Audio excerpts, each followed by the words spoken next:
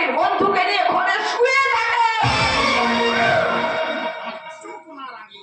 আমাকে চোখ না রাঙিয়ে নিজের ঘরের বউকে গিয়ে জিজ্ঞাসা করুন যান।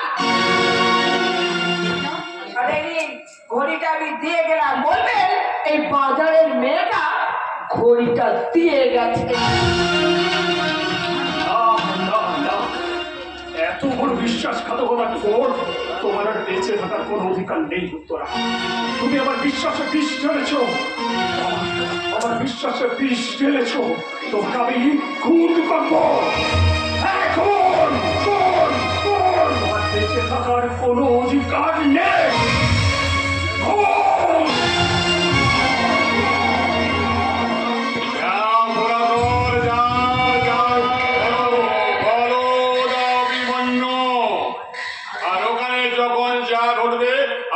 সব তুমি জানাবে, কেননা আজ যেখানে যাই ঘটুক না কেন, অর্থাৎ অভিমন্যু উত্তরাকে খুন করুক বা আগুনে পুড়িয়ে মারুক, ঘটনাস্থল থেকে আজ থাকবো আমি অনেকটাই দূর।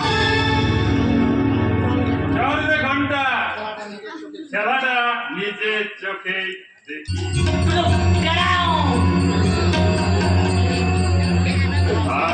অভিমন্যু কেন যে জমির ভাগটা চাইতে গেলি? না হলে তো আজ আর তোর এই সর্বনাশটা আমি করতাম না। কিন্তু আজ সত্যি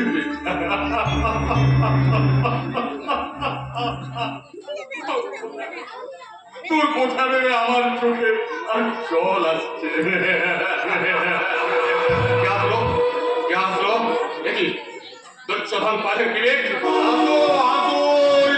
তুমি যত খুশি আসো, কিন্তু সত্যি আমার ভাইটার জন্য আমার এই বুকটা বড় ব্যথা করছে। হাজার হোক মায়ের পেটের ভাই তো, আপনারা কি বলেন?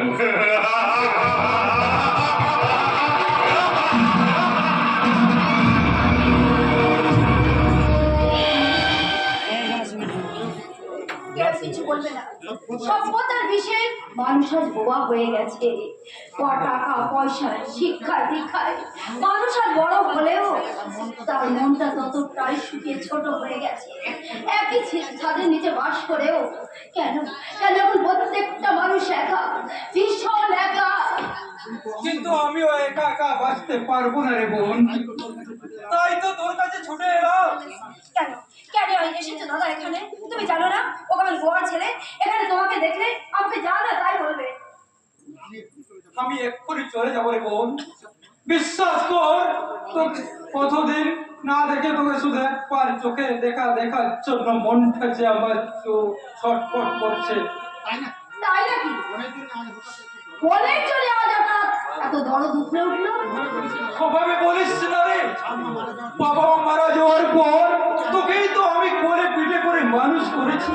ওভাবে সংসারে হয়তো লেখাপড়া শেখাতে পারিনি, কিন্তু নিজে না খেয়ে দেখে তোকে খাইয়েছি। তুই আর ওই সহদেব ছাড়া আমার আর কে আছে বল? জানি দাদা, আমি সব জানি। তোমরা দুই দাদা হয়ে আমাকে সবসময় আগলে রেখেছো, কোনোদিন আমার চোখ থেকে এক ফোঁটা জল পড়তে দাওনি। অথচ আজ আমি তোমাদের জন্য এবারে লুকিয়ে লুকিয়ে কাঁদি। হ্যাঁ দাদা, তোমার অভাবের সংসারে হয়তো কোনোদিন আমি পেট ভরে খেতে পাইনি, কিন্তু সেখানে কোনোদিন কোনো সুখ শান্তির অভাব ছিল না।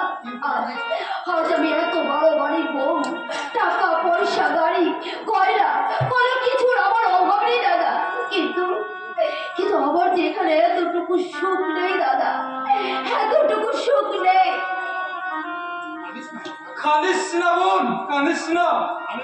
আমি বলছি এমন দিন আমাদের থাকবে না রে, আবার আমরা সবাই হাসি আনন্দে মেতে উঠবো। কাঁদিস না রে মুচড়ে নয়ন, কান্না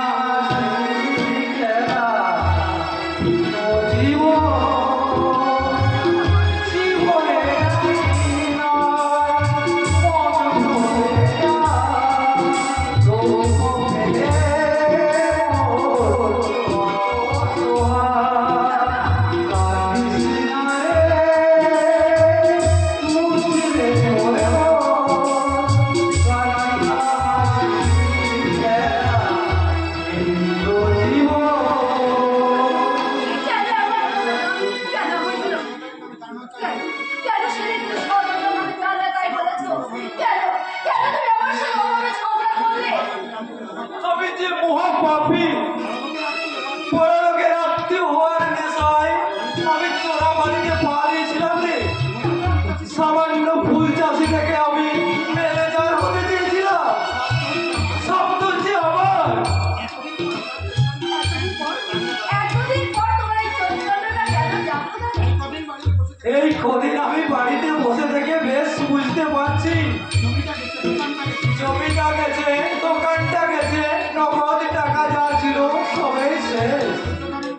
যার আশায় বসেছিলাম সেই দুর্যোধনটা এখন তো আর আমার সাথে দেখাই করে না।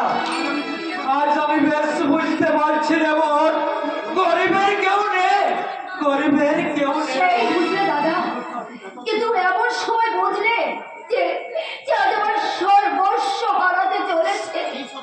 কি সর্বনাশ হয়েছে তো? ও আজকাল আমার সঙ্গে ভালো করে কথা বলে না দাদা, দিন রাত লিখে ভাবে আর কোথায় কোথায় চলে যায়।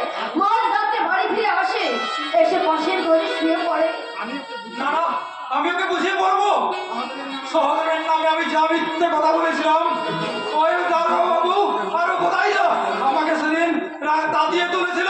না না, তোমাকে আর এখন কিছু বলতে হবে না, আগে আমি বলি, তারপর তারপর আমি তোমাকে খবর পাঠাবো দাদা। তাই পাঠাস রে বোন, তাই পাঠাস।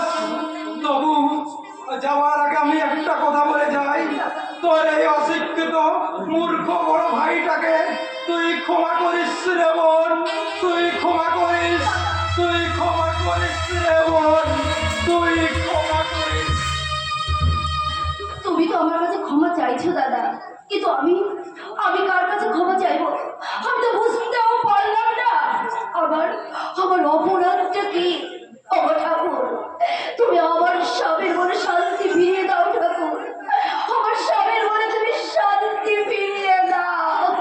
যাকে ফিরে পেতে চাইছো তাকে আর তুমি কোনোদিনও ফিরে পাবে না।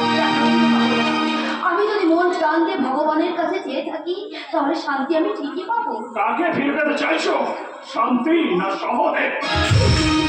এসব তুমি কি বলছো? এ কথা তো তোমার মুখে মানায় না। তোমার কথা শুনেই তো সহদেবতা আর দাদার সঙ্গে সব সম্পর্ক শেষ করে দিয়েছি। তবুও আমি বারণ করে সত্য তারা এখানে আসে। ওরা আসে না, ওরা দুজন তোমাকে খুব ভয় পায়। তাহলে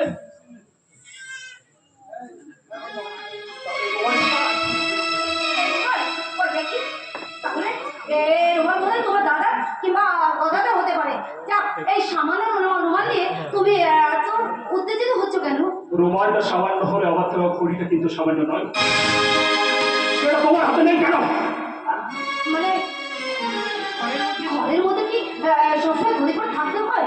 তাতে তো দোষের কিছু নেই। যাও, ঘড়িটা পরে এসে যাও। কিন্তু এত রাতে? হ্যাঁ, আমি সেটাই চাই। যাও, ঘড়িটা পরে এসে যাও। মানে আমি আমি তোমাকে একটা কথা বলতে চাইছি। বলছি, তুমি রাগ করবে না তো বলো? কি কথা?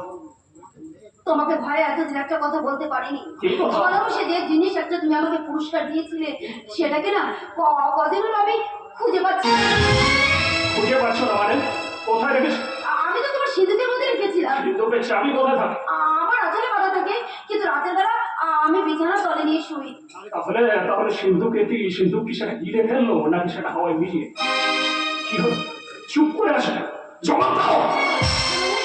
একটা 1,00,000 টাকা দামের উপহার তুমি 100 দিনও নিজের কাছে রাখতে পারলে না। তার আগেই সেটা নিজের নাগরকে উপহার দিলে। এসব তুমি কি বলছো? আমি তোমার দেওয়া জিনিস আমি অন্য কাউকে দিতে যাবো কেন? তাছাড়া পৃথিবীতে তুমি ছাড়া আমার আর কে আছে বলো? দেখবে কি আছে? দেখবে? এই দেখো।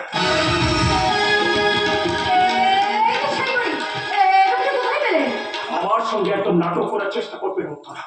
এটা তুমি সহদেবকে প্রেজেন্ট করছো। আমরা তো সেই খানবাসের উপরটা সহদেব একটা বাজারের নাচিনে মালির হাতে প্রেজেন্ট পারে পারে। আর তাই তো সহদেব এখানে এসেছিল। আর ওটা তার রুমাল। বিশ্বাস করো, এই রুমাল আমার দাদা রুমাল। You shut up. বিশ্বাস করো, আগে তুমি বলেছিলে যে এ রুমাল তুমি চেনো না। আমি তোমার ভয়ে আমি বলতে পারিনি কিছু। আর কত মিথ্যে বলবে উত্তরা? একটা মিথ্যেকে ঢাকার জন্য আর কত মিথ্যে বলবে? বলো, এসব কতদিন ধরে চলছে এখনো বলো। তুমি কি বলছো? সামান্য ফুল আলী আমি, আমাকে তুমি ভালোবাসা দিয়েছো, আমাকে সোনার সংসার দিয়েছো, সেই সুখের সংসারে কি আর কি বেইমান কেন এমন করলে উত্তরা? তুমি কেন এমন করলে? আমি তো তোমাকে ভালোবাসি, ভীষণ ভীষণ ভালোবাসি। আমার সেই ভালোবাসার প্রতিদানে কাল নাগিনী হয়ে আমার এই জীবনটাকে বিষাক্ত করে দিলে কেন? কেন? ভগবান, এ তুমি কি করলে ঠাকুর? আমাকে নরক থেকে তুলে এনে তুমি যে স্বর্গের ছবি দেখিয়েছিলে, কেন কেন সে মিথ্যে পরিচিতার মতো সেই ছবিটাকে তুমি কালো করে দিলে? কেন কেন কেন? হাজার চোখের জলও তুমি আমাকে ভোলাতে পারবে না, আমাকে ভোলাতে পারবে না। বল, তোমার পেটের সন্তানটা কার? ছি, ছি, ছি, ছি। এখনো যদি প্রাণে বাঁচতে চাও তাহলে সত্যিটা বলো। চাই না, আমি আমি বাঁচতে চাই না। যাকে আমি প্রাণের থেকে বেশি ভালোবাসি তার কাছে আমার এই ব্যর্থ জীবনের অঞ্জলি দিয়ে আমি আমি মরতে চাই। আমি মরে গেলে যদি তোমার জীবনে শান্তি ফিরে আসে তাহলে তুমি আমাকে মারো, আমাকে মেরে ফেলো, আমাকে মারো, আমাকে মারো।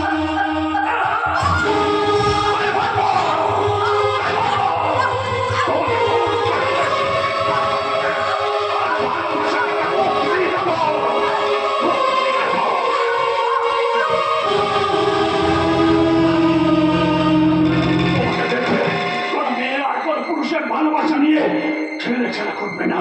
তোমাকে দেখে কোন মেয়ে আর কোন পুরুষের ভালোবাসা নিয়ে ছেলেখেলা করবে না, করবে না, করবে না, করবে না, করবে না।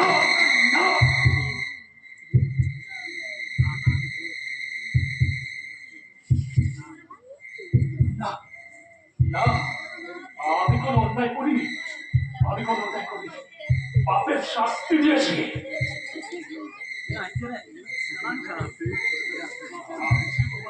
ভালোবাসি উত্তরা, ভীষণ ভীষণ ভালোবাসি। তোমাকে ছাড়া আমি কি নিয়ে বাঁচব? কি নিয়ে বাঁচব? এ কি? এ আমাকে বাবা বলে ডাকলো?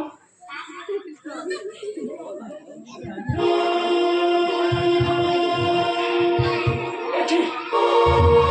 এ তো আমার সন্তান। ভগবান!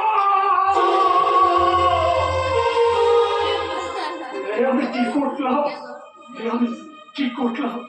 একটা সত্য ফোটা ফুলকে পৃথিবীর আলো দেখা লাগেই পায়ে তোলে বিশেষ শেষ করে দিলাম। তুই আমাকে অভিশাপ দে বাবা, তুই আমাকে অভিশাপ দে। আমার মতো বাবা ছিল পৃথিবীতে না জন্মায়, আমার মতো বাবা ছিল পৃথিবীতে না জন্মায়। যে বাবা তার সন্তানকে পৃথিবীর আলো দেখার আগে অন্ধকারে জগতে ছেড়ে দেয়, সে বাবার বেঁচে থাকার কোনো অধিকার নেই, কোনো অধিকার নেই।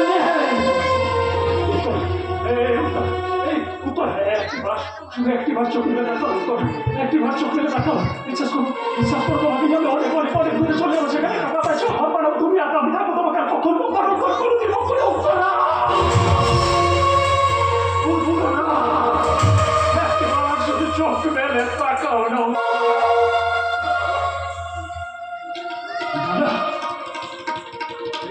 জীবনের বছর